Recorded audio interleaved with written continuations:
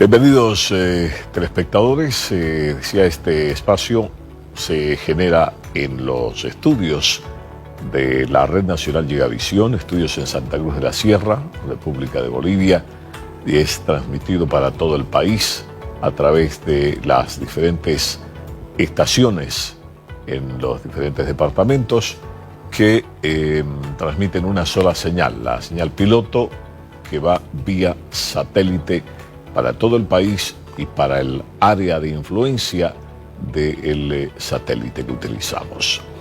Esta noche queremos compartir con ustedes una conversación, un diálogo con el candidato presidencial Jorge Quiroga Ramírez, más conocido como Don Tuto Quiroga, a quien entiendo ya lo tenemos en la ruta, en la línea, en el contacto. Entiendo que él está en la ciudad de Cochabamba. Pero ya estamos a través de la magia de la televisión, a través de la magia de la tecnología, las redes sociales. Estamos en contacto. Don Tuto Quiroga, ¿cómo está usted? Muy buenas noches.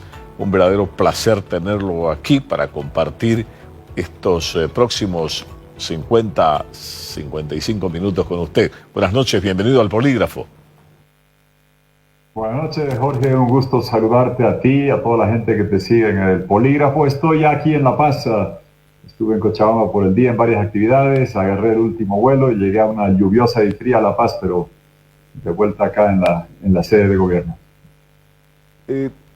Lo conocí a don Tuto Quiroga, que me parece tan familiar. Lo conocí cuando era ministro de Finanzas. ¿O me corrige? ¿Sí? Sí, el puesto que le pusieron Hacienda. Era Ministerio de Finanzas en ese entonces. Hace buen tiempo. Tú sigues igual.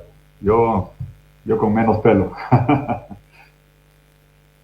Ramírez es un hombre que tiene una dilatada trayectoria política, y por eso mismo tengo una serie de inquietudes, preguntas, interrogantes que quiero compartir con él esta noche. Y vamos a empezar, así como dicen los que disparan, ¿no?, a quemarropa.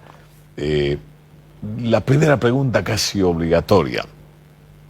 Don Tuto, ¿usted cree en las encuestas, por lo menos en esas que tenemos en el país? Creo en las encuestas, las tengo, las hago, sé cómo hacerlas, cómo interpretarlas, cómo manejarlas. Pero una cosa son los estudios de investigación de opinión pública, como decía Felipe González, y otra cosa son los supuestos estudios de investigación publicados, o peor todavía, manipulados y publicados. Porque lo que sucede es que hace 10 años Evo Morales aprobó una ley para formar un cártel de empresas encuestadoras. Fue fotocopia de lo que se hace en Venezuela. ¿Qué se buscaba? Que solo se pueda publicar, diseminar y difundir aquellas encuestas que el gobierno autorizaba, y tenías que registrarte con las instituciones del gobierno. Y muchas de las empresas encuestadoras que conseguían el registro después tenían jugosos y suculentos contratos con el Estado. Si Coca-Cola paga la encuesta de cuál es el mejor refresco, te aseguro que va a ganar Coca-Cola. Y la pregunta es, ¿por qué medios de comunicación publican a veces encuestas sin ver estos conflictos de intereses flagrantes que existen, muy abusivos? Hace 10 años que las encuestas se manipulan, las que se publican, para hacer inducción preelectoral y validación postelectoral del fraude. Fíjate qué raro que el 2016, el 21F, las encuestas decían que ganaba el sí. Esa noche del 21F salió Linera a decir empate técnico y quisieron cambiar actas, pero estaba la OEA y no pudieron. El año pasado, en octubre, te puedo mostrar todas las publicaciones de encuestas que decían que Evo Morales ganaba en primera vuelta. Tenemos un estudio del amplísimo margen de error de todas estas encuestadoras que han estado manejando esto los últimos 10 años. Entonces, en las encuestas sí creo, las tengo, pero si te comento de ellas, me inhabilitan, y sé muy bien cómo se manipulan tras otros intereses para hacer inducción. Es propio de 10 años donde se fue Evo Morales, sigue su Congreso, siguen sus bloqueos, siguen sus jueces, sigue la manipulación, y lamentablemente el órgano electoral en un momento de pandemia no te está avisando, Jorge, ¿Cómo se hacen encuestas telefónicas? Nada más te digo que pienses lo siguiente. Las bases de datos que consigues para hacer encuestas presenciales del censo y del padrón, que son públicas y que están disponibles, para las empresas telefónicas son privadas. Tú sabes bien que una empresa telefónica, Entel, Tigo, Viva, no me puede dar tu teléfono, tu nombre, tu carnet de identidad, son datos privados, sería como un banco entregarlo. Entonces, en pandemia, ¿cómo están haciendo la muestra si no tienes la base de datos? Para hacer la muestra, el marco muestral de una encuesta, tienes que tener la base de datos del censo o del padrón cuando es presencial o de empresas telefónicas. Entonces hay muchas cosas muy, muy raras. La Corte Electoral, hemos pedido reunión después de mucho tiempo, los delegados nuestros irán, estará ahí el doctor Vázquez, para justamente discutir todos estos temas a nivel técnico, porque así como fue fraude lo que hizo la doctora Choque, de manipular actas con un servidor oculto y con el fraude caligráfico, también es fraudulento el permitir que se difundan alegremente este tipo de trabajos que tienen una finalidad de manipulación, y la gente creo que ya lo aprendió. Don Jorge Quiroga, usted fue, insisto, presidente antes. Sin duda fue también producto de la coyuntura, digamos, pero tuvo un tiempo de ejercicio en la primera magistratura de la Nación. Bastante joven también, ¿no? Pero con no menos responsabilidades. Usted ya lo vivió. La pregunta ahora, ¿por qué quiere ser presidente? Mi pregunta, porque tengo otra pregunta detrás. ¿Por qué quiere ser presidente? ¿Cuál es la idea? Porque lo está intentando varias veces. En alguna de ellas pensé que era uno de los favoritos, digamos, aunque las encuestas, entre comillas, no lo favorecen mucho en este momento. Pero, ¿por qué quiere ser presidente? Lo intenté 2 veces, Jorge, en el pasado. ¿Por qué estoy postulando ahora?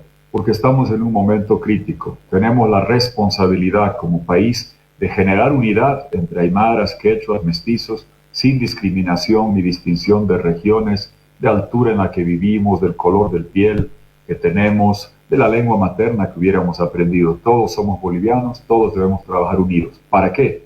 Para reconstruir la economía, que está muy cerca de una profunda crisis, ya la estamos sufriendo. Lo dije en enero o febrero, tuve una entrevista en este canal con Junior, y en enero o febrero expliqué que el MAS se farró el gas, que se fueron 50.000 millones de dólares, que disfrutamos de una bonanza gasífera que nosotros generamos.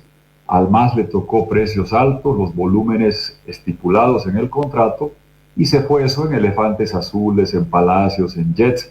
La economía está al borde de un severo problema. Tengo la ventaja que la última gran crisis que enfrentó Bolivia fue la crisis sudamericana del 2001-2002.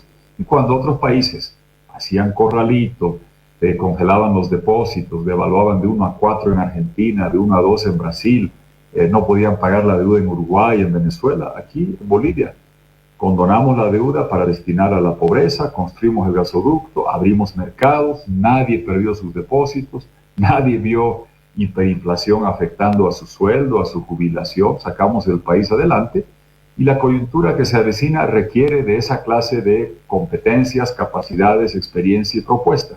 Lo dije con claridad, ahora ya todo el mundo reconoce que vienen momentos difíciles, algunos agoreros hasta dicen viene la UDP, conmigo no viene la UDP. Yo garantizo estabilidad y la proyección de Bolivia como corazón verde digital. Y finalmente, Jorge, para reparar la democracia. Sí, como tú decías, Bolivia me honró eligiéndome vicepresidente. Por la enfermedad del presidente entonces, asumí el mandato presidencial. Y es el honor más grande que uno puede tener. Yo le debo mucho a mi país. Y pensaba, Jorge, que la democracia estaba consolidada. Y vi con alarma cómo llegó acá un tirano venezolano con enorme cantidad de dinero a imponer su modelo autoritario acá. Y lo vengo combatiendo todo este tiempo. Y estamos en un momento crítico donde podemos recuperar democracia y libertad para siempre, o caer con un gobierno que no dé las respuestas necesarias y que retorne el sistema autoritario, como ocurrió en Argentina, en Nicaragua, y lo he visto. Por eso es que estoy en esta contienda para reconstruir la economía, para reparar la democracia, para garantizar que tengamos prosperidad. Bolivia, capital manufacturera de baterías de litio, los ciudadanos propietarios de las empresas del Estado, que tengamos instituciones independientes, con justicia, sin corrupción en lo democrático, que reinsertemos a Bolivia al mundo con apertura económica y defendiendo la democracia aquí y allá donde se la violenta en otros lugares. Ese es el gran desafío que tenemos, junto con lidiar con los resabios y dificultades que aún van a quedar de la crisis sanitaria. Es una tarea enorme que requiere capacidad económica, con propuesta clara y equipo, lo tenemos. Que requiere firmeza democrática y la mano que no tiemble, y la tenemos, y que permita generar unidad nacional entre todos los bolivianos, y ese es el proyecto que ofrecemos. Imágenes, ¿verdad? Le voy a pedir a producción, por favor, que que repita estas imágenes. Y quiero preguntarle, primero las miramos y luego quiero preguntarle cuál era el sentimiento que le invadía en ese momento, el momento histórico en el cual asumía la presidencia del país. A ver, escuchemos, quiero recuperar el audio. Vamos a trasladarnos en el tiempo, viajaremos en el tiempo. Sí. Lamentablemente me dicen en producción que por 50 centavos más no tuvimos el audio. Por lo menos allí no puede recuperar el audio, recuperaron las imágenes. Muy, muy jovencito, don Jorge Quiroga, ¿no? Sí. Un pimpollito. 41 años. Había sido ministro de Hacienda, de Finanzas, que tú dices a los 31, y culpa de doña Sonia Ramírez, mi madre, que me ha hecho así con esta cara de muchacho. Cuando voy a Santa Cruz y estoy con la gente de mi promo, siempre parezco menorcito. Eso era complicado cuando uno tenía 24, 25 años y no te dejaban entrar a los boliches si no llevabas tu carnet, porque parecía más muchachito. Pero bueno, es así, es lo que mi madre me hizo así. Y veía ahí en la toma al pasar, me emocioné ligeramente, a Roger Chonta Pinto, un amigo que estaba ahí atrás, lo vi en una toma, mi amigo Enrique Toro. También que sentía un enorme orgullo, porque eso de que te ponga la banda en el pecho y la medalla de Bolívar es el honor más grande que el país confiere a un boliviano, pero también un enorme sentido de responsabilidad, porque la gente olvida. Recién habíamos empezado a vender un poco de gas al Brasil, recién habíamos terminado el gasoducto al Brasil.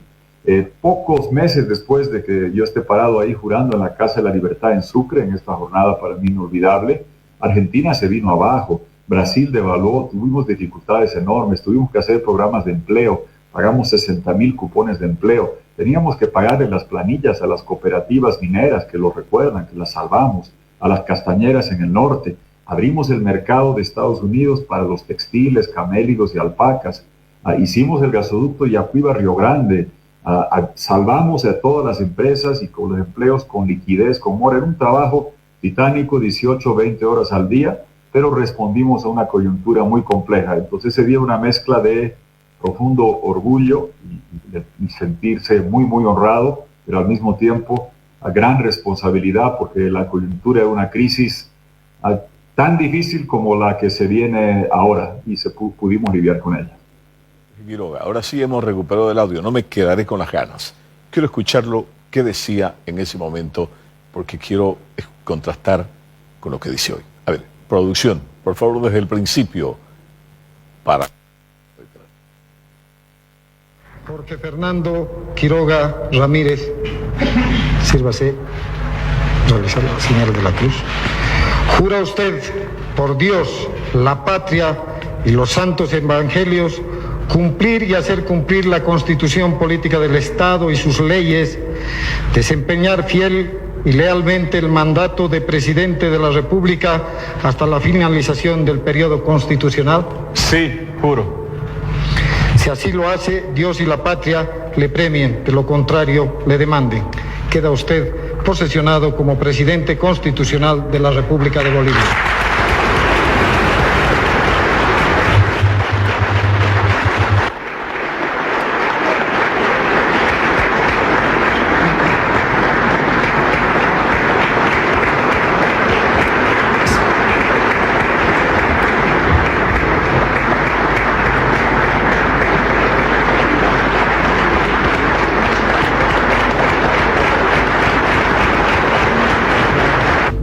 Asumo la presidencia en circunstancias inéditas y dramáticas.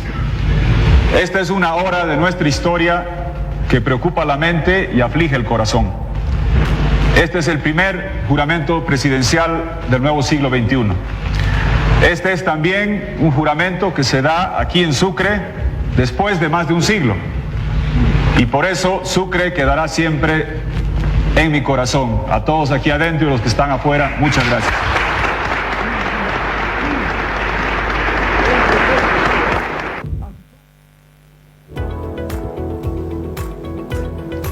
Bueno, allí está el momento histórico. ¿Qué siente usted cuando, viajando en el tiempo, puede escuchar incluso su intervención con esa imagen, además de un muchachito asumiendo, imagínese, tal responsabilidad? Una emoción, y te confieso que yo no soy un amigo de quedarme mirando videos. Es primera vez que veo eso desde que pasó y estaba ahí en vivo, porque bueno, cuando estaba trabajando no tenía tiempo y después, no sé, nunca había revisado las tomas, las imágenes, y veo ahí a mi amigo Enrique Toro en el acto de posesión. Creo que me pareció discernir ahí la figura de Ana María Campero. Creamos la Defensoría del Pueblo y fue la primera defensora, y yo como vicepresidente firmé su título, una mujer que hizo un gran trabajo por los derechos humanos. Una jornada de esas que te queda grabada para siempre y muy especial, porque allí donde estamos, quizá la gente no reconozca perfectamente, es la Casa de la Libertad en Sucre. Allí nació Bolivia.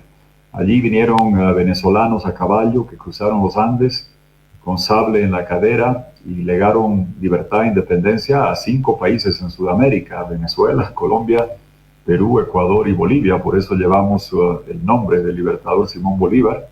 Esa es la casa donde nació Bolivia y tiene un significado especial. El Congreso, yo pasé mucho tiempo en el Congreso, en la Plaza Murillo, pero no cabe duda que esta pequeña Casa de la Libertad, y si tú has estado muchas veces allá físicamente, es mucho más pequeña de lo que aparenta allá, lo cual uno se siente ahí más unido, más cohesionado con toda la gente que participa de ese acto, y tomar posesión en esa histórica Casa de la Libertad le dio un significado adicional para todo. Pero como ahí mencionabas, el desafío era muy grande, porque recuerdo que había esa crisis económica tan difícil.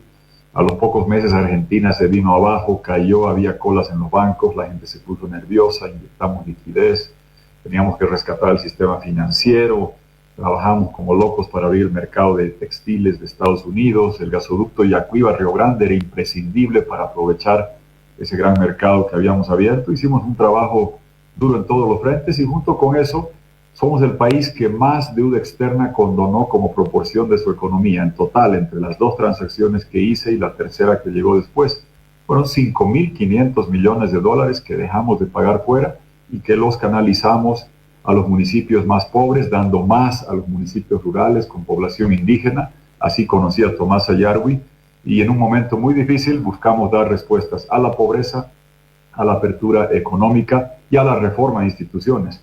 Ahí en esa intervención dije que teníamos que reformar instituciones corruptas como caminos, impuestos, y así lo hicimos. Hablando del HIPIC, famoso HIPIC 1 y HIPIC 2, habla usted del HIPIC 1, HIPIC 2, que tuvo que ver con una gran condonación de deuda externa dispuesta a ser reinvertida en el país, ¿no? Así es, Jorge, recuerdas bien. ¿Qué era esto? A ver, en Bolivia habíamos renegociado la deuda privada comprándola o pagando 11 centavos al dólar. Lo hicimos bien. A fines de los 80s y a principios de los 90s. Yo como viceministro con don Enrique García y después de ministro concluimos esa transacción. Después había la deuda bilateral. Uno iba al Club de París y hacía varias rondas y cada vez iba renegociando un poquito más y eliminando un poco más de la deuda. Hicimos como 7 rondas y yo fui a varias de ellas. Pero el terreno proscrito, el intocable, el innegociable, era la deuda multilateral. ¿Qué es esto? BID, Banco Interamericano de Desarrollo, el Banco Mundial, Fondo Monetario, la CAF, porque son organismos multilaterales con muchos socios. Y esto fue en gran medida por el impulso que le dio Papa Juan Pablo II, una de las figuras que más admiro en mi vida, que con el año 2000 empezó con esto del jubileo, de perdonar las deudas, de hacer borrón y cuenta nueva, y tenía tal fuerza moral que obligó a los grandes países de Europa, Estados Unidos, Japón, a empezar a discutir esto. Y fuimos el primer país en acceder a la primera ronda de la condonación, que fue el año 98. En 2001 hicimos una segunda ronda adicional. ¿Y cuál era la condición? Que esos pagos que el país dejaba de hacer y se quedaban acá, se los canalice para reducir la pobreza. Hicimos un programa integral de reducción de pobreza, pusimos 10,000 maestros bilingües principalmente, adicionales, 2,000 médicos y enfermeras adicionales, y canalizamos recursos usando los datos del censo, Jorge, donde la gente que estaba encima de la pobreza o en línea de la pobreza no contaba, solo contabas a los pobres, debajo de la línea de pobreza, marginal, indigente, 1, 2, 3, lo multiplicabas, vale decir el indigente valía por 3. ¿Qué significaba eso? Que municipios rurales recibían per cápita 6, 7, 8 veces más por habitante que municipios capitalinos, y eso siguió fluyendo 20 años, hasta ahora sigue llegando. Fue un esfuerzo titánico de reducir la pobreza, y esa era la actitud que teníamos. Dialogábamos con todos los sectores de comunidades indígenas, de municipios rurales, porque créeme que había muchas otras propuestas de ayudar a los bancos, ayudar a las empresas, repartir bonos en las ciudades, pero no canalizamos eso estructuralmente para reducir la pobreza rural. Y después de esas dos rondas, el 2004, 2005, se dijo finalmente, se dio la tercera y última. ¿Y la condición cuál era? Aquellos países que habían recibido las dos primeras, pues recibían la condonación total de la deuda. Y mira tú, llega Evo Morales al gobierno del 2006, las 3 tarjetas de crédito que tiene un país, las que te decía, la privada, con la banca privada, la bilateral con países, la multilateral con organismos, estaban prácticamente en cero. Y le dejamos los gasoductos, el contrato con Brasil, el contrato con Argentina, el mercado de Cuyabá, la fórmula que decía que el precio subía. Y así es la vida. A Evo Morales le llegaron 50,000 millones de dólares gracias a lo que le dejamos del gas, lo despilfarró y tuvo un país que no tenía deuda externa y nos lo devolvió endeudado. Esas son las coyunturas, y por eso lo más doloroso, lo más triste de estos 14 años del MAS es la oportunidad perdida. Con la cantidad de ingresos que habíamos trabajado para generar, y ver tanto palacio, tanto jet, tanto despilfarro, tanta corrupción, era doloroso. Y sobre todo porque le habíamos dejado el país con esas posibilidades, sin deuda, con el mercado abierto de Estados Unidos, de Europa, los perdió, se fue perdiendo eso. Y en fin, fue triste ver cómo se perdió una magnífica oportunidad, porque nosotros tuvimos que lidiar, Jorge, con los precios del estaño, zinc, plomo, plata, gas, que eran la quinta parte de lo que llegaron a ser después. A Evo Morales le dejamos los proyectos, le llegaron los buenos precios y tristemente no los aprovechó. Don Tuto Quiroga, pregunto. ¿Estamos de acuerdo en que Tuto Quiroga, cuando fue presidente, era joven? Pero se supone que hoy Tuto Quiroga sería mejor presidente que ayer y que mañana sería mejor presidente que hoy. ¿Podemos coincidir en eso, en alguna medida, o no? A ver, muy interesante lo que dices, Jorge. Yo creo que es evidente que en la medida que mantengamos principios y valores de honestidad, de dedicación, y no nos echemos a perder, y yo, para eso es imposible, soy hijo de don Tuto Quiroga Luisague, doña Sonia Ramírez, me educaron así, tuve buenas oportunidades, tenía esta vocación de servicio público desde que mi padre llegaba en Cochabamba como ingeniero civil con el casco, construyendo los primeros grandes proyectos hidroeléctricos de Bolivia, Corani, Santa Isabel, en Ende, allá en Cochabamba, y de ahí me entró esto de ser ingeniero, de hacer servicio público, no tanto lo político. Trabajé muchos años en IBM, trabajé en sector privado, pero creo que la gente que ha tenido las oportunidades que yo he tenido de desenvolverme y desempeñarme en otro país competitivamente, de sacar buenos títulos académicos, de aprender, de poder defenderte en otros idiomas, tenemos la obligación de devolverle al país servicio público en algún momento de la vida. Política se ha vuelto un adjetivo descalificativo, pero etimológicamente el término política viene de polikos, de hacer ciudad, de hacer patria, que es lo más noble que existe. Tenía siempre ese impulso, y no cabe duda que con el tiempo uno va acumulando más experiencias. Yo te diría, cuando me estás mostrando ahí joven, yo pensaba que la democracia estaba consolidada, que no existía riesgo, que era cuestión de buscar propuestas que podían tener diferencias democráticamente, con elecciones justas y transparentes. Yo estaba parado ahí, y allí estaban el Tribunal Constitucional, que lo creamos el año 98, y los posesioné en la Casa de la Libertad, y eran los mejores juristas de Bolivia, Dermisaki, de la Rocha, Wilman Durán. En la Suprema pusimos los mejores juristas, reformamos la aduana, después impuestos, caminos. Yo sentía que estábamos avanzando, que salimos encima de la crisis, y daba la democracia como un valor sentado. Aunque tenía la preocupación porque había conocido y tratado bastante a Hugo Chávez, nunca lo subestimé. Siempre supe que era un hombre tremendamente talentoso, comunicacionalmente casi incomparable y con una memoria fotográfica impresionante, pero con un afán de ambición y una ineptitud y corrupción galopantes, pero su ambición era hemisférica. Y él se apoderó de 22 de 34 países en la OEA, y se perdieron las instituciones independientes, se puso en riesgo las elecciones libres, justas y transparentes. Acá lo vimos, se violó la Constitución, se desconoció el referéndum, había un gobierno que se quería quedar para siempre, se amordazaba la prensa, se criticaba la prensa, se criminalizaba la oposición.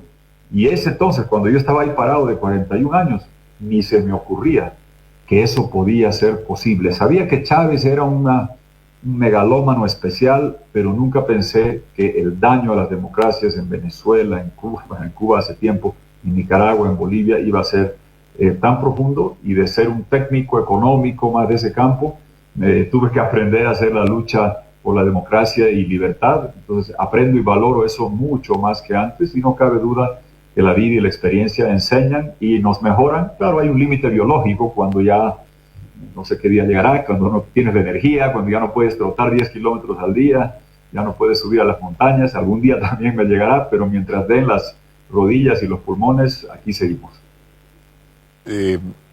La pregunta, le dije que tenía una, dice que como en Tarija, ¿no? Y primeras en segunda, ¿no?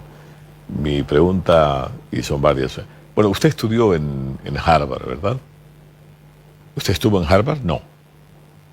No, el tipo en Texas, en ingeniería, en Texas. Yo era ingeniero, yo era matemático de chico, mis amigos de La Salle me conocen ahí. Era más de matemáticas, mi padre fue ingeniero, estudié ingeniería industrial en Texas A&M, una cosa muy técnica, era matemático. El tercer año había un profesor que nuestro equipo se llamaba Tawichi, porque Carlos Gasser, nuestro compañero de universidad, nos traía las poleras de Tawichi, y como eran gratis, pues eso se llamaba nuestro equipo, el de Santa Cruz las traía, y jugaba bien fútbol, algo, jugué básquet en La Salle, era goleador, y este profesor de matemáticas me tenía visto como un latino goleador, y hubo un concurso de matemáticas, lo hice bien, y me dijo, te doy trabajo en tu tercer año. Era bastante inusual, normalmente dan trabajos de asistente de cátedra cuando llegas a la maestría o al doctorado. Pues me dijo, tú eres bueno, tomó cariño por lo que me... Claro, un poco se sorprendió cuando me vio en este concurso de matemáticas, me dijo, ¿qué haces acá? Me tenía como un bolivianito futbolista, puede decir. Usted no puede ser matemático, pero lo hacía bien y me dio trabajo, me pagué los últimos 2 años de la universidad con eso, trabajé, aprendí, entonces era más de esa línea, no era de la parte retórica, era más ingeniero, cartesiano, programaba bien. Claro, los jóvenes de hoy día se van a reír, lenguajes vetustos que ni existen, Fortran, Basic, programaban en eso, hoy día ya no existen. Hoy día es todo JavaScript y C++, lo que saben hacer estos jóvenes gurús que programan también las cosas, y es otro mundo, pero me sirvió todo eso la carrera, y trabajé en IBM como ingeniero de sistemas, instalaba sistemas grandes en Estados Unidos, sabía más de computación de lo que requería el resto de mis días. Yo vine más bien por ese lado, saqué una maestría también después en administración mientras estaba trabajando, pero yo venía más de ese corte, y mi padre lo dice con particular orgullo. Bueno, porque él está orgulloso, que los libros de historia, si los revisas, hay un solo ingeniero que se puso la banda como mostrabas. Mucho abogado, mucho militar, mucho economista, ingeniero, hasta ahora uno solito. Ingeniero Quiroga, si usted fuese investido presidente, si fuese usted privilegiado con el voto de los electores el próximo 18 de octubre, ¿qué cosas o qué errores, ya estamos hablando en términos ya de de honestidad, de humildad, de mucha humildad esencialmente. ¿Qué errores que usted cometió cuando era más joven como presidente no cometería ahora? A ver, un par de cosas que sucedieron. Era un año muy difícil por la crisis económica que teníamos y recién hacia el final empujamos la reforma a la Constitución. Se notaba que ya había un desgaste del sistema. A la gente ya no le gustaba los pactos en el Congreso, recuerdas, para elegir presidente. Y fíjate la paradoja, que los únicos que tuvimos la libertad para más o menos conformar nuestros equipos de entrada, éramos la gente que llegamos por sucesión, quien te habla y Carlos Mesa después. Porque si tenías en un sistema de varios partidos, que para ser elegido presidente, hacer acuerdos, ahí venía las negociaciones de espacios y cupos y demás. Yo tuve la libertad, claro, porque era sucesión. Nadie en el Congreso se podía oponer a que yo jure, como tampoco nadie se pudo oponer a que jure Carlos Mesa. Entonces, qué paradoja que solamente si tenías la libertad de llegar directamente, tenías la libertad de, y yo lo viví, conformar un buen equipo de los mejores profesionales que había en Bolivia. Me duele ver que varios de ellos están trabajando en el BID, en Naciones Unidas, en sector privado, exitosos, pero el país invirtió en ellos, era un buen capital humano que se fue perdiendo. Entonces, demoramos bastante en hacer las reformas. Yo no tenía los 2/3 y a duras penas, y tú recuerdas la frustración que había de que los prefectos eran designados, era increíble, la gente se olvida, no había prefectos elegidos, recién habíamos hecho eso con las alcaldías, pero era necesario ir a un sistema de segunda vuelta, hacer la descentralización, tener los gobernadores elegidos, y tratamos y trabajamos. Al final se enredó con el tema electoral y se sacó, si tú recuerdas entonces, un gobierno no podía reformar la Constitución. Lo que podía hacer por 2/3 es proponer una lista de reformas y después recién el próximo gobierno las ponía en vigencia. Entonces, claro, viendo después todos los problemas políticos, más allá de que trabajábamos 18 horas al día y la parte económica era muy dura, quizá haber empujado antes esas reformas políticas y quizás nos hubiéramos salvado de lo que pasó en 2003 y todas las dificultades. Se sabía que teníamos que tener autonomía, segunda vuelta, se sabía que había que hacer reformas a la Constitución, se sentía. Quizás tardamos y al final se hizo algo, pero no fue suficiente. Después llegó el otro gobierno, Sánchez de Lozada no aprobó las reformas, Carlos Mesa sí aprobó algunas de las reformas, como el referéndum. No existía el referéndum, se incorporó el referéndum a la Constitución, se incorporó esto de los prefectos y gobernadores con un pequeño truco, si recuerdas, que promulgó Armando Bacadís, que decía muy bien, la Constitución dice que el presidente designa, pero entonces si la gente olvida, el 2005 elegías y el presidente ratificaba. Entonces le buscábamos la vuelta así, pero claramente tardamos demasiado en descentralizar, en dar el poder a la gente para elegir en segunda vuelta, en ser más agresivos en los cambios a la Constitución. Y fíjate que después llega Morales, llega la Constituyente y nos vamos al otro lado, donde el tema de la reelección, que no había reelección presidencial inmediata, como tú sabes, se abre y vivimos lo que vivimos. El segundo mandato de Morales, hablabas de la cuequita, tus preguntas con segundita, pues Evo Morales tuvo el mandato con la segundita, que eran solo 2, la tercerita con el fraude judicial del 2013, y quiso la cuartita violando el referéndum. Y más bien por eso yo ahora propongo eliminar la reelección presidencial inmediata, porque en los últimos 56 años, las 3 veces que le hemos tenido nos ha hecho daño. El 64, el hombre más grande de la historia, Víctor Paz, se reelige y perdemos la democracia por prácticamente 18 años. Evo Morales, 14 años. Y ahora mismo, la controversia sobre el gobierno de transición, a que se le extiende el mandato con el único fin de hacer elecciones, y la extensión de mandato se termina utilizando como un trampolín para hacer lo mismo que hacía el MAS, que es más de lo mismo, hacer campaña desde el gobierno. Entonces, ojalá, lo he propuesto, algunos lo han aceptado, ojalá que retomemos esa figura, porque yo aprendí, Jorge, que eso te obliga a gobernar pensando en la historia. Si hubiera tenido yo reelección, claro, de repente te venía la tentación de decir, caramba, voy a tener 5.500 millones del hippie.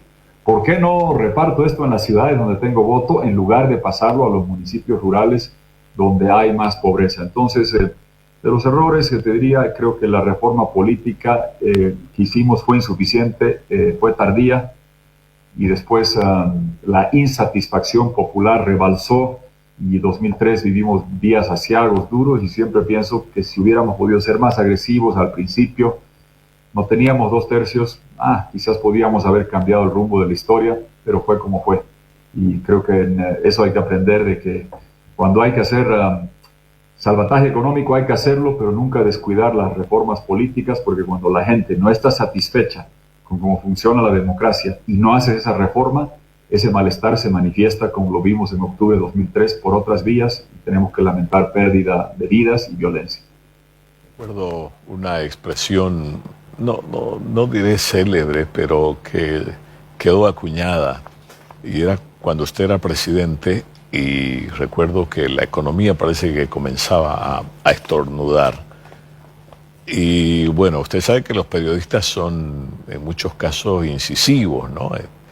Y golpean ahí, le dan ahí hasta ver el huesito, ¿no? Hay que llegar al fondo. Entonces insistíamos en que la economía está inclinada, la economía se va yendo, presidente. Y entonces el presidente Quiroga dice, no se enoje conmigo, dice el presidente Tuto Quiroga, no hay problema con la economía. Bueno, sí, en realidad lo que pasa, dice, es que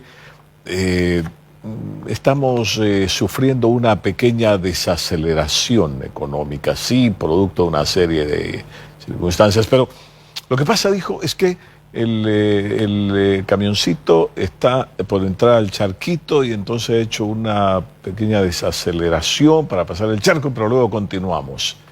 ¿Recuerda esa expresión? Y la verdad es, viéndolo hoy día, claramente así fue, porque Bolivia siguió creciendo. Crecíamos, mira, Argentina cayó la economía 6-7% negativo, Brasil, Venezuela, Uruguay. Bolivia éramos los únicos que seguíamos creciendo, 2,5%, insuficiente, pero había una crisis regional profunda, la crisis de la deuda argentina, allá perdieron ahorros y demás. Aquí mantuvimos el país creciendo, nadie perdió sus ahorros, no hubo corralito, no hubo feriado bancario, 2-3%, y sobre todo que sembramos las condiciones para que cuando los precios mejoren, porque en ese entonces el estaño bajó de $2, con Evo Morales llegó a 14, el gas que empezamos a vender en 99, Jorge, a $1 el millón de BTUs, 6 millones de metros cúbicos. Evo Morales llega a vender no 6, 53 millones de metros cúbicos, no a $1, a $10. Todo estaba eso en el contrato. Entonces había que pasar ese momento duro, preservando la solidez financiera, evitando los descalabros del sistema bancario que se vio en otros países, haciendo realidad la integración energética. Mira, el gasoducto interno más importante de la historia de Bolivia, en ese año el presidente lo hicimos en 8 meses con Carlos Kempf, $400 millones de inversión, y Acuíba Río Grande, porque el gas de Tarija no llegaba al Brasil por fax, y el gasoducto que había antes era muy pequeñito, de Santa Cruz, de la planta de Río Grande, hasta Puerto Suárez, ya era el gasoducto grande, pero ¿cómo lo llevabas de Tarija? Hicimos eso en un tiempo récord, 8 meses, con el lío de que todavía daba vueltas acá la Enron, que era una empresa a la que yo había criticado mucho, tenía ese gasoducto, no le iba bien, y tuvimos que lidiar incluso con las dificultades de que la empresa que estaba asociada para hacer esto estaba quebrando fuera. Fue un viacrucis, no dormíamos, pero se hizo realidad. Y claro, porque después es fácil decir, llega un gobierno, abre 2 válvulas y entran $520 millones al mes abriendo 2 válvulas. Pero ¿cómo se hicieron los gasoductos? ¿Cómo se hizo esa infraestructura? ¿Cómo se hizo los contratos? ¿Cómo se certificaron las reservas? Y además, el otro lado, ¿cómo limpiaste la deuda externa? ¿Cómo abriste mercados? ¿Cómo reformaste instituciones? Y ahí está la prueba. Pasamos, a diferencia de otros como Argentina, que tuvo una quiebra profunda, Uruguay, que tuvo enormes dificultades, Venezuela se vino abajo, pasamos ese charco y fíjate después, llegamos a tener en el siglo XXI, 2004, 2014, Sudamérica en general, la mejor década económica de la historia. ¿Por qué? Porque llegó el gigante chino y empezó a comprar energía, comida y minerales a precios ascendientes, en volúmenes crecientes, de todos los países de Sudamérica, carbón de Colombia, petróleo de Venezuela, petróleo de Ecuador, estaño, zinc, plomo, plata de Bolivia. Nuestro gas iba a la Argentina y Brasil, ellos vendían más y después llegaron buenos tiempos. Nosotros sufrimos para hacer eso realidad y sembrar, otros cosecharon y despilfarraron. Esa es la historia de los países. Quiroga, bueno, nuestra conversación para nuestros telespectadores de todo el país. Estamos conversando con el expresidente Jorge Quiroga Ramírez, haciendo más o menos lo que hace el tractor con su rampla de esas de arados, removiendo la tierra, dejándola más libre para que esté abonada, para que esté descubierta al sol, para que se asolee un poco los antecedentes de este hombre que quiere el voto de los electores, que lo busca con todo su derecho, como todos los demás candidatos, el voto de los electores. A propósito de lo que usted decía, y que me parece absolutamente coherente cuando habla de las gestiones que se hicieron y el manejo económico desde esa perspectiva, las libertades, las medidas las reformas que se hicieron, aunque usted personalmente las califica como tardías, pero que eran reformas devolviéndole cierta energía a la institucionalidad democrática. Claro, por una cuestión de honestidad intelectual, digo, yo le quiero preguntar, sin ánimo de hacer muy largo el tema ¿convendría usted conmigo de que gran parte de todo ese diseño, esa arquitectura de la que usted también formó parte trabajándola en el país, la destruyó luego Gonzalo Sánchez de Lozada? Sí, creo, Jorge, bueno, hubo enormes problemas desde el principio. Tú recuerdas que lo que fue virtuoso el 85, para el 2002 ya se había degenerado, y así son las cosas. Algo que sirve en su momento, con el pasar del tiempo, se va erosionando. El pacto por la democracia que hacen Banzer, el doctor Paz, yo vivía en Estados Unidos, era ingeniero de sistemas. Recuerdo que el país estaba con la UDP, hiperinflación, desorden, y se hace un cambio dramático haciendo un pacto en el Congreso para generar gobernabilidad, que conforme pasan los años va degenerando en pactos que eran impensables. Y creo que el 2002, lo que indudablemente choqueó a la gente, es que, tú recuerdas, epítetos de grueso calibre se intercambiaron durante años entre Sánchez de Lozada y el expresidente Paz Zamora, porque siempre tengo un profundo agradecimiento, porque nadie es iluminado. Él tuvo la osadía, Jaime Paz Zamora, de abrirme las puertas a ser un ministro de Hacienda cuando tenía 31 años, y si en esas imágenes parecía muchachito de 41, imagínate de 31. Creo que me pedían mi permiso del menor a veces en el Congreso para que entre, y me lo hacían en son de broma, pero era lo que pasaba. Tenían un encono personal muy grande, ¿te acuerdas? Paz Zamora y Sánchez de Lozada. Y el 2002, claro, la gente pensaba que si votaba por Jaime Paz era un camino, por Sánchez de Lozada era el otro. Nunca pensaban que se mezclaran. Y el 2002 seguramente lo que a la gente le creó una enorme fatiga, una desazón de decir, caramba, pero ahora resulta que tanto que se han dicho no sé qué cosa y no sé cuál otra, y se juntaron ahora, y por los ministerios. Entonces, eso de haber hecho pactos para gobernabilidad, ya parecían, ya a esas alturas, en 2002, pactos por repartir espacios. Eso debilitó enormemente a esa gestión que entró. Todavía había problemas económicos, no había buena gobernabilidad, y los errores de febrero 2003 y de octubre de 2003, que fueron aciagos, fueron tristes para el país, porque a nadie le gusta ver jamás esa cantidad de muertos. Pero si algo yo destaco, y lo digo en el buen sentido, porque a veces los chilenos decían esto y tristemente Evo Morales lo repetía. Decían de Hugo Banzer a Quiroga, a Sánchez de Lozada, a Mesa, a Belcé, decían 5 presidentes en el espacio de, digamos, 5 años, como si fuera que nos gustaba cambiarnos de camisa. Lo que hay que destacar, Jorge, todas eran sucesiones constitucionales. La de Banzer fue por enfermedad, o sea que yo no entiendo por qué la quieren volver a normal. La de Sánchez de Lozada sí fue por problemas políticos. La de Carlos Mesa, cuando se va, renunciaba una vez, renunciaba otra vez, y se fue. Pero si algo hace daño a la democracia, es que cuando hay un evento como ese, y lo que pasó en noviembre del 2019, es salirte por la vía extraconstitucional, ilegal.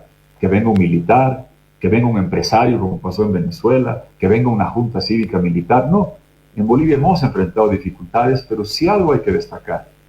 Desde el 82 para adelante, incluyendo en la profunda crisis económica del 85, donde Hernán Siles acorta su mandato y hacemos elecciones. Siempre se ha respetado la sucesión constitucional, incluyendo las dramáticas jornadas de noviembre de 2019, cuando renuncia a la cadena de sucesión y el MAS en el Congreso había elegido de vicepresidenta a una persona que entonces nadie conocía, muy pocos conocían, Yanine Áñez, pero era la sucesión constitucional. Y yo, con el mismo vigor que defendí las anteriores, defendí esa, y creo que esa elección debe quedar. Que hemos tenido dificultades, sí, profundas en su momento, pero siempre hemos respetado el hilo constitucional para solucionar dentro de la democracia los problemas de la democracia. Don Tuto Quiroga, yo me refería a la parte ejecutiva, a la parte de ejecución, me refería al tema de capitalización, donde es muy largo ese para una noche como esta, la Enron de por medio, la caída de la Enron vergonzosa, bueno, pero será un tema para una próxima seguramente, pero además con un cafecito. Sí, breve por favor, porque tengo la pregunta de fondo. Muy bien, es muy breve sobre esto, fíjate la paradoja. Yo resulta que porque hablo inglés hay gente que dice que usted trabajaba con Sánchez. Mire, nunca trabajé con Sánchez de Lozada, estaba en las antípodas de él, y debo ser el único boliviano al que le han leído juicios de responsabilidades en el Congreso. Sánchez de Lozada y Evo Morales. Te aseguro que soy el único de lejos.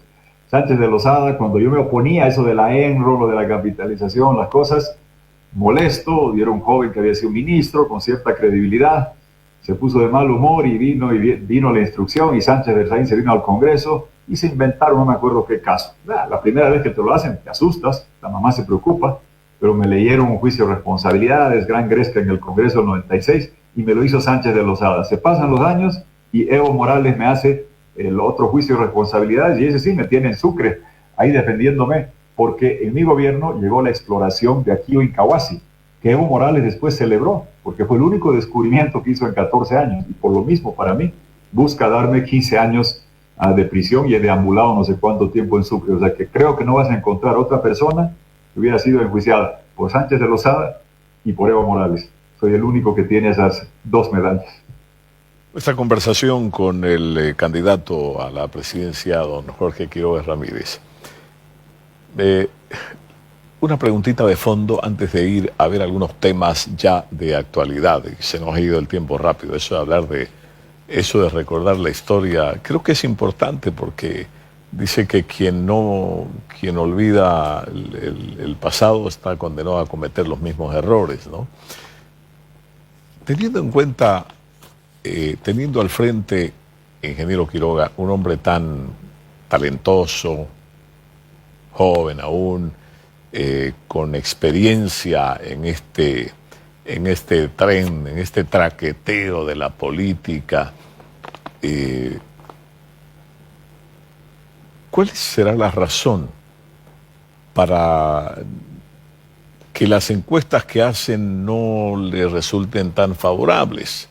Lo ubican siempre en diríamos, en los lugares menos privilegiados, si tenemos en cuenta que es un hombre que tiene mucho camino recorrido. Yo he escuchado mucha gente que dice Tuto Quiroga podría ser en este momento una buena opción frente al extremo del costado y frente al extremo del frente. Tuto Quiroga podría ser, pero dice, ¿pero qué hacemos? No parece ser un hombre... Llego ahí. Dice que para ser un presidente, para poder ser favorecido con el voto de los electores, es casi obligatorio ser encantador de serpientes. En otras palabras, lo digo más bonito, carismático.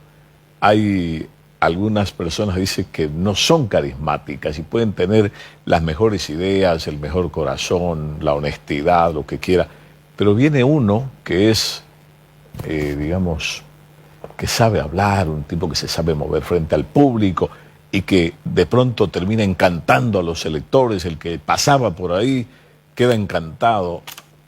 Usted no es encantador de serpientes. No soy demagogo, ni lo voy a hacer, hago lo correcto, no lo popular, y me doy bien.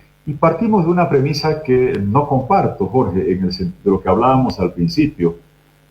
Aquí yo te puedo sacar las encuestas y los análisis que tenemos y estoy muy tranquilo. La gente sabe que viene crisis económica, la gente quiere a alguien que pueda manejar la economía y preservar los empleos. La gente quiere a alguien que tenga la firmeza para que el gobierno autoritario del MAS no retorne nunca más. Entonces ¿Hola? ¿Me escucha? Perfecto.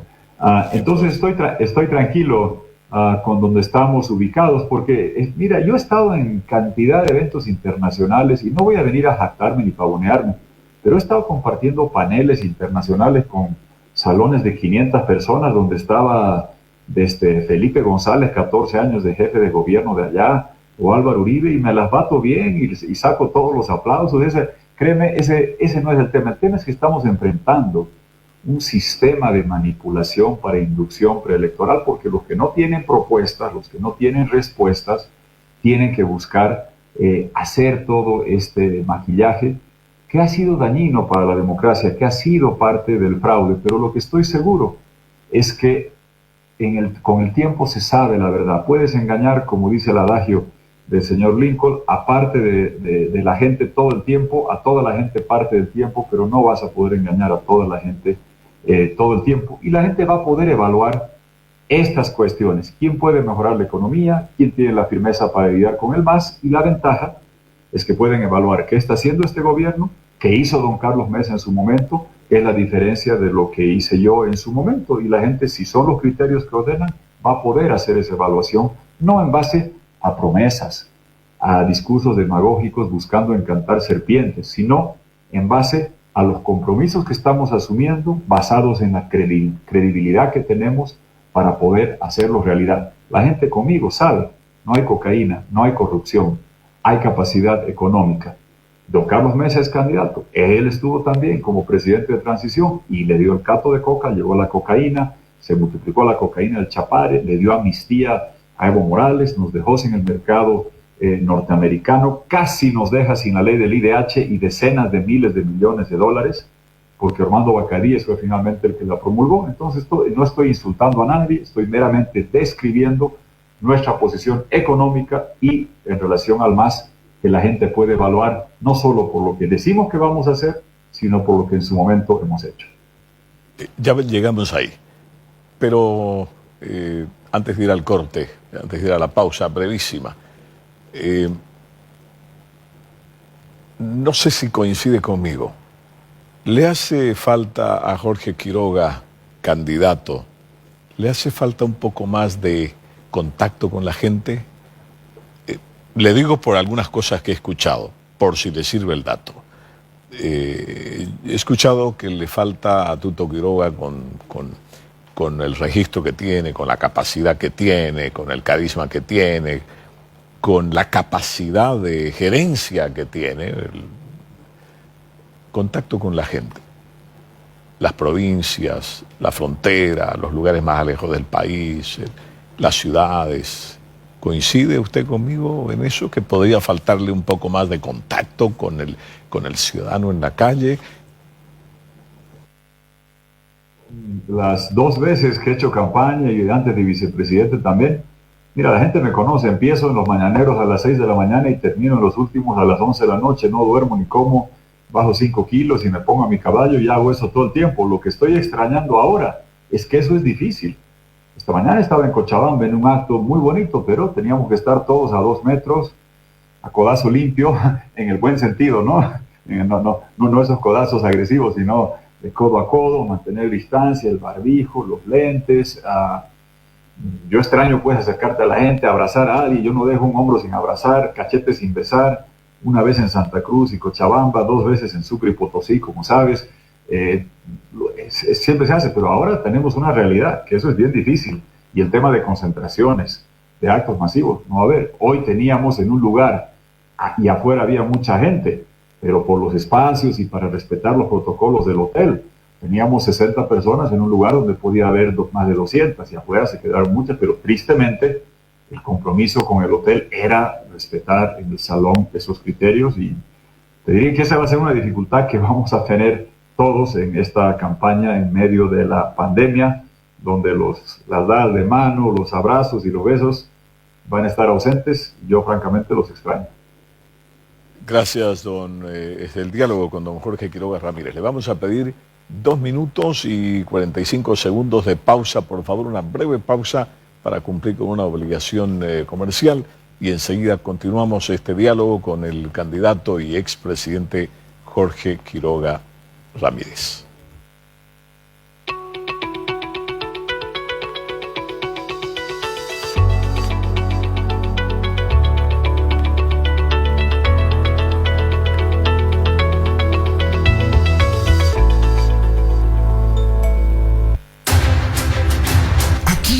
Se siente. El Pauichi, líder indiscutible, es desarrollo, plusvalía, progreso, obras reales, oportunidades de trabajo.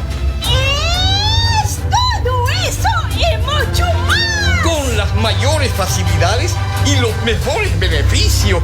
El Pauichi, líder indiscutible. Matías Niños, la juguetería más completa del país. Tenemos lo mejor para sus niños. Matías Niños. Juguetes originales en las mejores marcas: Barbie, Boing Toys, Fisher Price, Tonka, Imaginext, Hasbro, Nerf, Thinking Toy, Jax Pacific, Play School, Play Dude. Variedad de juguetes de la tienda de Disney Store. Matías. Matías, sí. Nuestros juguetes a precios módicos. Matías Niños. Nunca fue tan fácil ver feliz a tu hijo. Matías Niños. Con la variedad más completa en colecciones y novedades de juguetes. Todos nuestros juguetes son importados directamente desde Estados Unidos. Visítanos en la avenida Bush, número 975, entre segundo y tercer anillo, frente a Inegas. Consultas al 3355-721. En juguetes y calidad, Matías Niños tiene la novedad.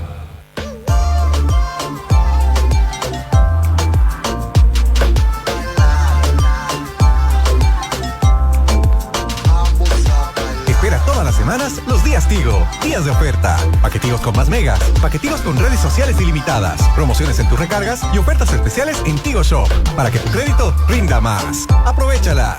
Tigo. Este precio está regulado y fiscalizado por la ATT. Agua Viva.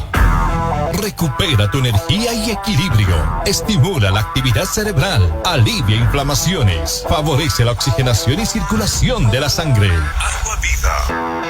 En un cuerpo alcalino no entra virus. Agiliza el sistema digestivo. Eleva el pH interno, reduciendo la acidez. Origen y causa de todas las enfermedades. Retrasa el proceso de envejecimiento.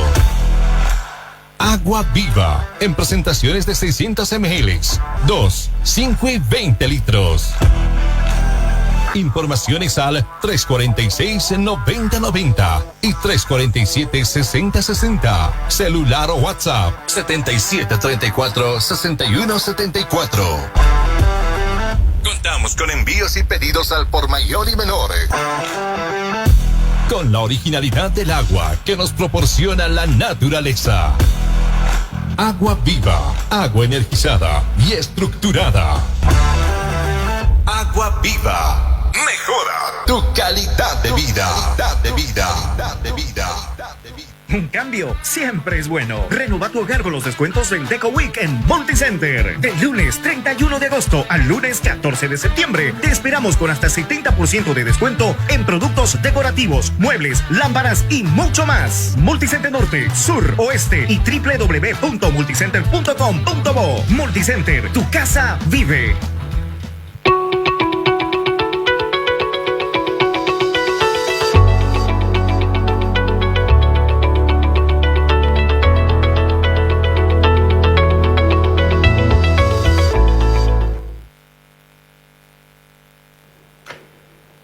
Muchas gracias. Continuamos con el polígrafo y continuamos nuestra conversación con el candidato presidencial, don Jorge Quiroga Ramírez. Muchas gracias por esperarnos esa pausa. vamos entrando ahora, y que el tiempo nos corre, ¿no? Pero bueno, vamos yendo a ver los temas de actualidad. En este momento, el país, no solamente el país, también el mundo, está tratando de zafarse de las garras de la llamada pandemia. Tengo otro nombre, digamos, para eso, pero los que saben hablan de un plan preconcebido, siniestro, perverso. Pero bueno, ese es otro tema. El sector productivo, el sector empresarial, y cuando se habla a veces del sector empresarial parece que uno está hablando de defender intereses de los poderosos, de los que tienen más espalda, pero bueno, es un sector importante, generador de empleos y generador de economía. Pero hablamos también de los sectores informales, de aquellos que asumen algunos nombres bien raritos, que lo vamos incluyendo en nuestro léxico.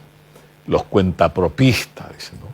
Los emprendedores, desde aquel que llega, digamos, de Potosí o de alguna parte del departamento de Oruro, Chuquisaca, y llega y trabaja unos días, recibe unos pesitos, quién sabe con qué sacrificio, se compra una bolsa de limones, los echa al hombro y ya tenemos un nuevo empresario, tenemos un nuevo emprendedor, con tal habilidad que pone sus limoncitos, 5 limoncitos o 10 en una bolsita de plástico, una chispa, y está a la espera, al acecho de los vehículos que pasan por un semáforo y les está ofreciendo.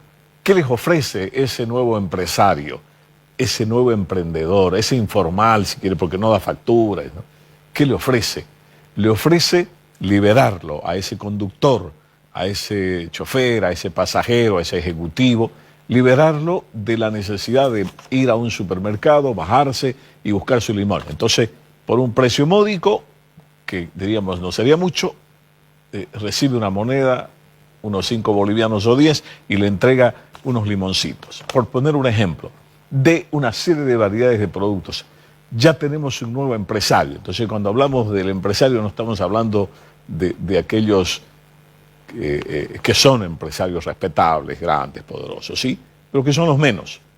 El país está lleno de empresarios, de aquellos que con una bolsita a la espalda van ingeniándoselas para sobrevivir y sobre todo para construir una economía. Porque el Estado no es una agencia de empleos y tampoco tiene capacidad para darle trabajo a todo el mundo.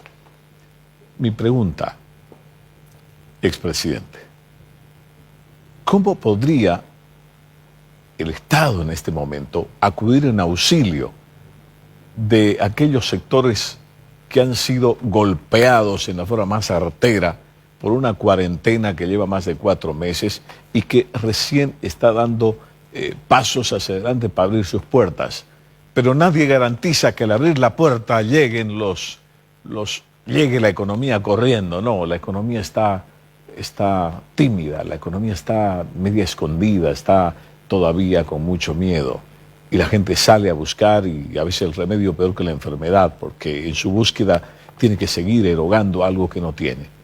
¿Qué cree usted que debería hacer o que podría hacer el Estado en este momento para auxiliar a su gente? Jorge, lo que estás describiendo es así y es dramático. Pensemos en algo tan simple como una peluquería. En la cuarentena tú ves la gente con el pelo más largo, se corta cada uno. Piensa en aquel carpintero o plomero que tenía trabajo yendo a casas. Ahora la gente, a no ser que fuese una emergencia dramática, no quiere abrir la casa a gente que venga de fuera. El transportista que ha visto en cuarentena que su minibús, su vehículo no tiene a quién transportar. El golpe ha sido brutal para toda la economía y veníamos del legado del MAS que era muy difícil y complicado. ¿Qué es lo que hay que hacer? Hemos planteado esto en enero, febrero. Hay que traer una inyección de $8.000 millones, la mitad, poco menos de la mitad multilateral, después fuentes bilaterales, donaciones, emisiones bursátiles. Parecido a eso que hablábamos de que fue el HIPIC, solo que en reverso, en lugar de dejar de pagar, acá hay que traer. Todos los países, Jorge, han tenido inyecciones externas de recursos muy grandes de sus bancos centrales, los que tienen moneda fuerte, Europa, Estados Unidos, Japón, China. Los de América Latina, África, han requerido. programas de cooperación para lidiar con lo sanitario y lo económico. En Bolivia están los créditos hoy bloqueados. Hemos propuesto nosotros garantizar la estabilidad económica, asegurar la preservación de empleos de la pequeña, mediana empresa, de la peluquera, del que tiene su taller, como inyectando recursos, dando capital de trabajo. Cuando la gente dice los hoteles, restaurantes, los cafés, aerolíneas están sin clientela, claro, porque por definición quedarte en casa es no ir a un lugar de aglomeración, los centros comerciales, las tiendas, todas están vacías, han sufrido, y vamos a tener que dar inyecciones de capital de trabajo equivalentes a 2 años de ventas. ¿Para qué? Para el pequeño hostal, el pequeño restaurante, el café, y con garantía del Estado, Jorge, como se ha hecho en otros países, porque si te digo que para salvar tu negocito, tu tiendita, tienes que darme en hipoteca tu perro, el gato, el esposo, la esposa y los hijos, la gente no lo va a hacer. Tiene que haber, yo recuerdo en 2001-2002 me miraban como hereje cuando el Estado pagó las planillas de las cooperativas mineras porque el estaño se desplomó debajo de $2. La castaña del norte también, el Estado, nosotros, y me han insultado que derecha y no sé qué, soy el único que pagó planillas en un momento de crisis. Hay que hacer lo mismo acá.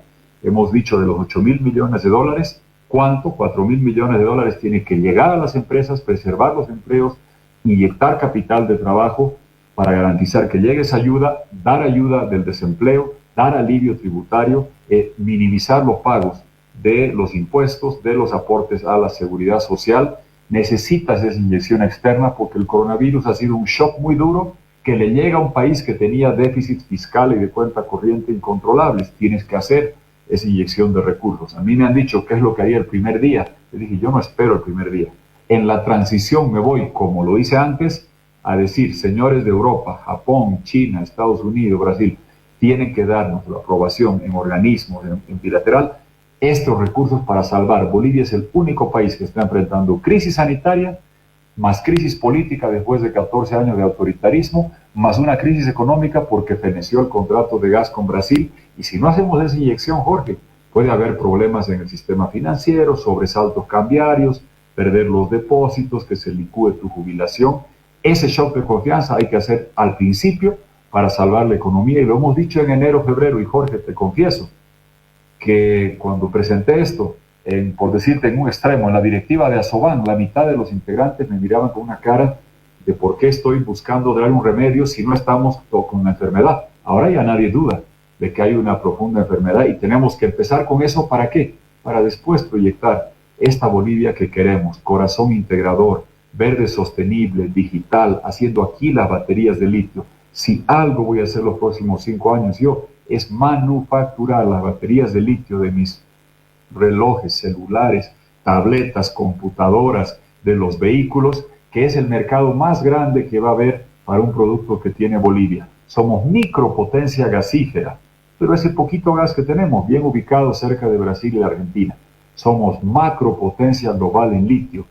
Tenemos casi la mitad de las reservas, y en Bolivia yo quiero que esas baterías que circulen por el mundo en celulares, en tabletas, en los vehículos eléctricos, en motonetas, en todo eso, diga Made in Bolivia, hecho en Bolivia, y no en Seúl, no en China. Imagínate lo doloroso que tenemos la mitad de las reservas de litio, que mandemos allá para que de allá nos devuelvan manufacturados. Sería importar hielo al Polo Norte. Acá vamos a hacer las manufacturas, acá vamos a crear las decenas de miles de empleos para los bolivianos, y esa realidad del litio, con todo respeto, no se la pudo hacer ni la van a poder hacer los cocaleros. Es con ingenieros para hacer la realidad y generar esos empleos, digitalizar la economía y llevar a Bolivia al siglo XXI y no quedarse en el mundo analógico.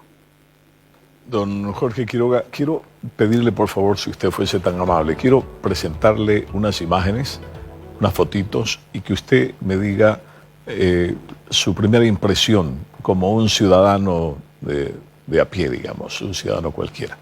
Aquí va una. ¿Cuál es su impresión?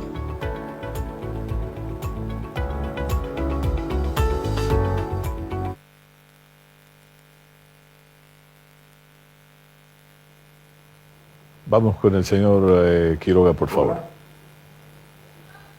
Sí. ¿Qué le dice esa foto? ¿Qué le dice esa fotografía? ¿Qué le dice esa fotografía? Producción, creo que hay un problema de audio.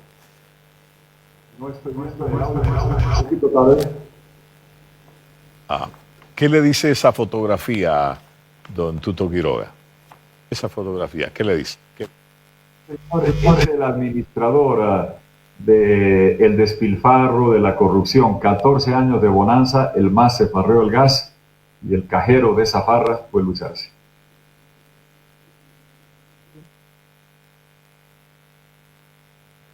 Pase, por favor.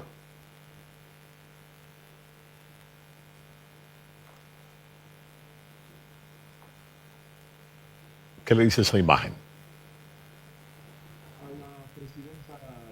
Áñez, la historia le puso un desafío enorme en sus manos. En enero lo dije y lo sostengo, prefirió hacer campaña antes que hacer historia. Tenía una misión histórica de hacer la transición democrática. Se le extendió el mandato que había fenecido el 22 de enero con ese fin y lo usó como trampolín electoral. Perjudicó la imagen del país, generó ingobernabilidad y tenemos las dificultades de ingobernabilidad y también de que están llegando el coronavirus. A mí yo hubiera preferido que ella se aboque a hacer historia, no a hacer campaña, y una razón más por la que propongo y voy a defender que se elimine la reelección presidencial inmediata. Gracias. La próxima, por favor. Un historiador que representó con enorme capacidad y dignidad a Bolivia en Chile. Nos sentimos orgullosos de esa representación. El resultado nos dejó muy, muy tristes. A un contendor que está ahora en estas elecciones también. Y la gente deberá valorar quién tiene la capacidad económica para enfrentar el desafío que se nos viene encima y quién tiene la firmeza democrática para no transar ni negociar con la caterva corrupta del movimiento al socialismo, ni con el narcotráfico, ni con la corrupción. La gente no se valora.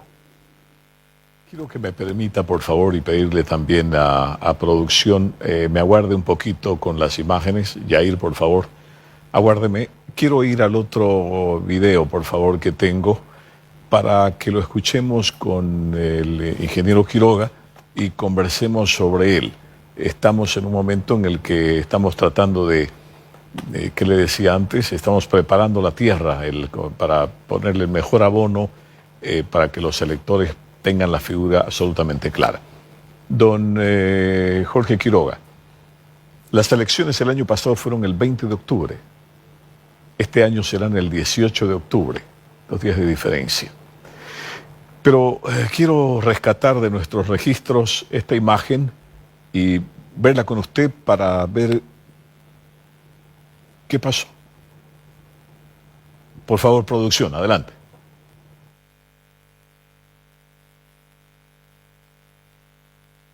Compatriotas bolivianos, una vez en nuestras vidas, en un lugar de nuestro país, tenemos un instrumento en nuestras manos para tomar una decisión determinante para nuestro futuro. Ese día es el próximo 20 de octubre. Ese lugar es tu recinto electoral. Ese instrumento es una papeleta electoral. Esa decisión es nuestro voto. Yo voy a votar por Carlos Mesa, presidente. Te pido que votes por Mesa. Te explico por qué. Tú debes estar abrumado por las encuestas. No te confundas. Hoy está claro que el MAS, por primera vez en una elección presidencial en casi 15 años, no tiene mayoría. De los aproximadamente 6 millones de votos válidos que se emitirán este 20 de octubre, el MAS podría obtener algo más de 2,5 millones de votos. La única manera de evitar que Evo Morales gane un cuarto mandato ilegal e inconstitucional es que el próximo domingo otro candidato esté a menos de 10% de los votos válidos.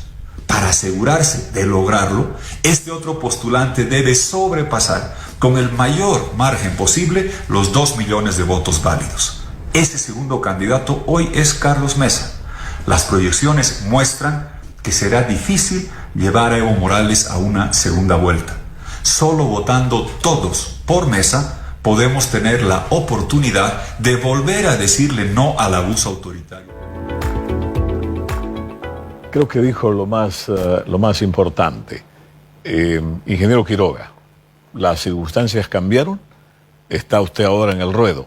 Las circunstancias no son las mismas de hace un año atrás.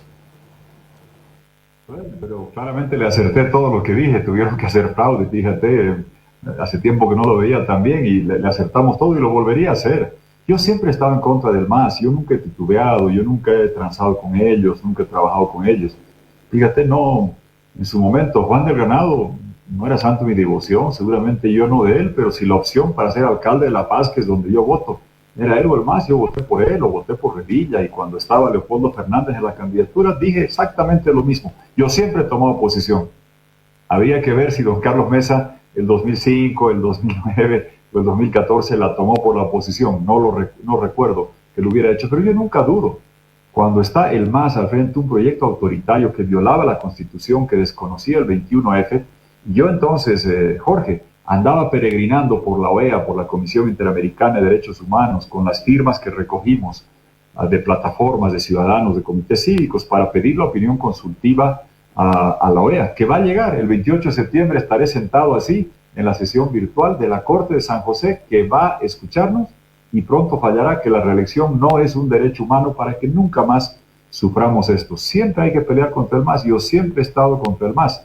Y claramente, para expulsar al tirano, había que obligar. Yo sabía que ellos hacían fraude en las zonas rurales, conocía el equipo de auditoría de la OEA, peleamos por ellos, se llegó a esa situación, hubo el fraude informático, caligráfico, Bolivia despertó, quizás don Carlos Mesa no fue el que estuvo más activo liderizando eso, a pesar de que le dimos el apoyo, pero eso que dije, fíjate qué bueno que lo recordaste, se cumplió a cabalidad, sacamos al tirano porque tuvo que hacer fraude para evitar la segunda vuelta, y como no le alcanzaba el relleno de actas rurales, tuvo que poner los servidores ocultos.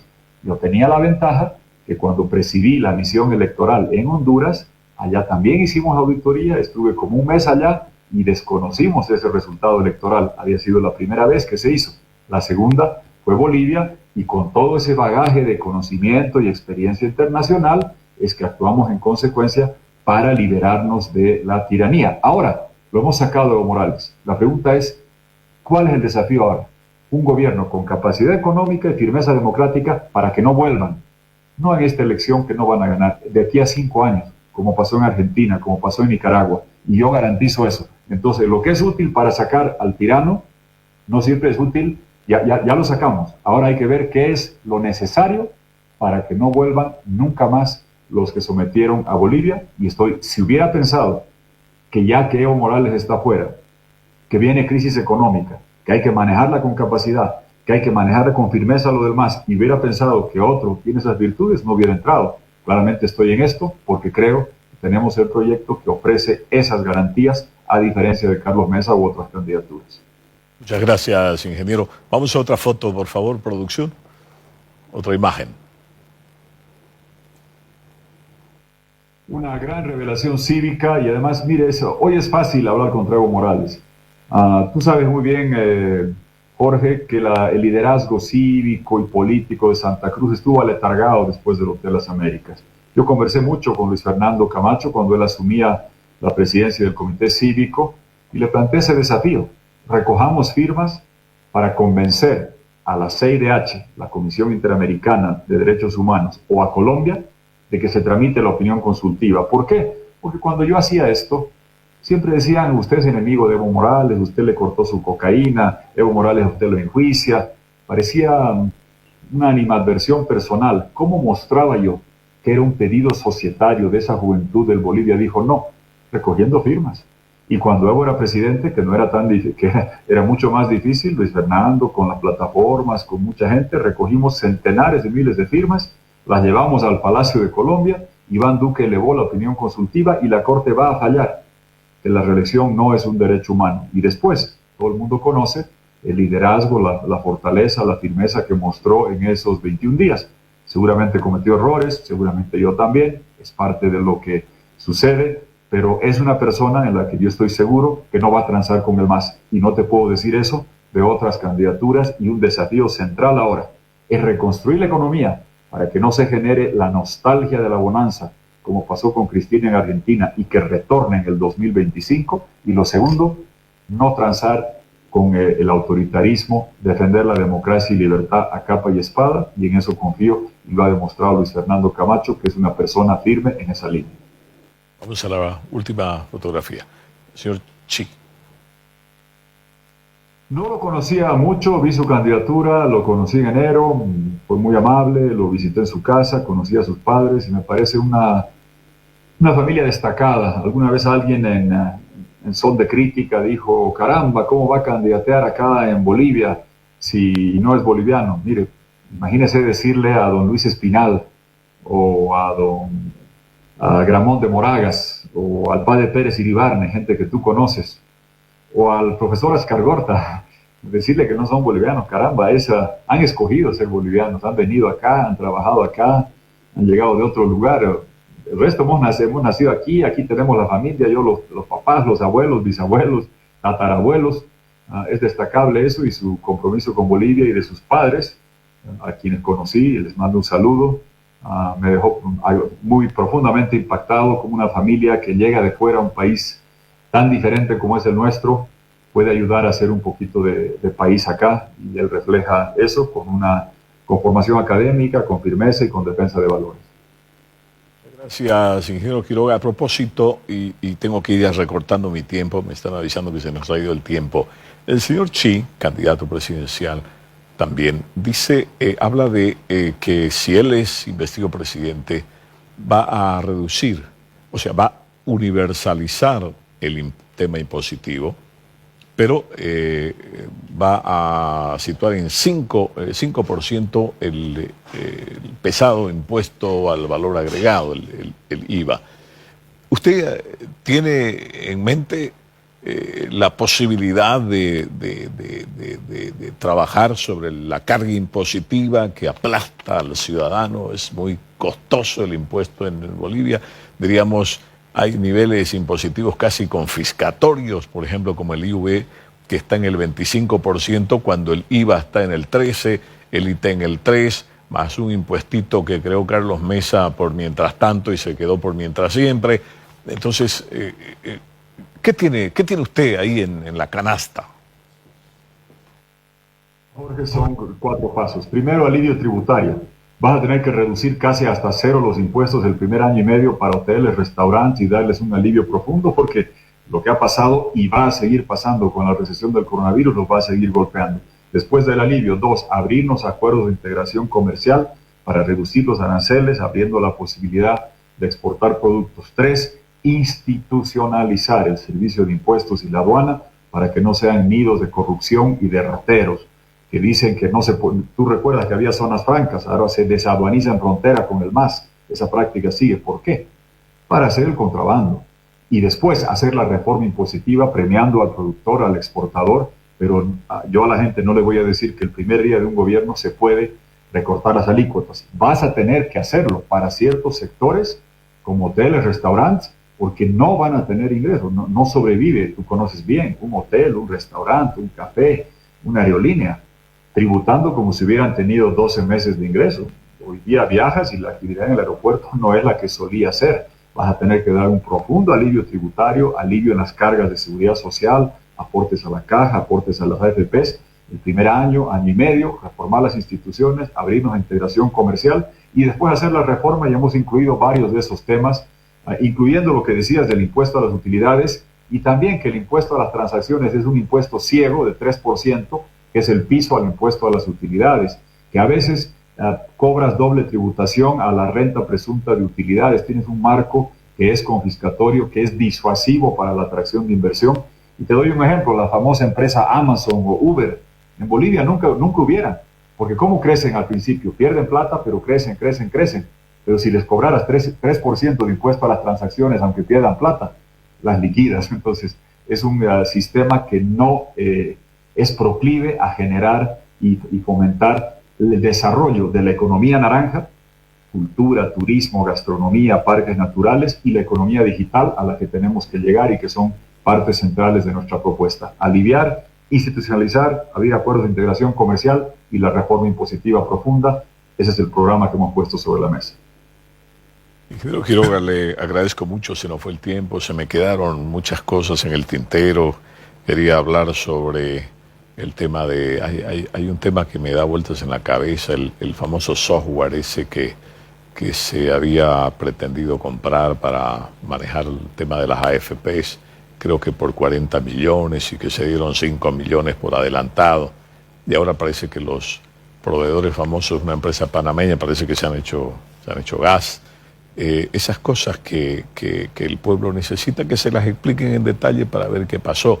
Y como ese hay tantas otras cosas que tienen que ver con otros renglones de actividad nacional. Pero se nos ha ido el tiempo, lamentablemente.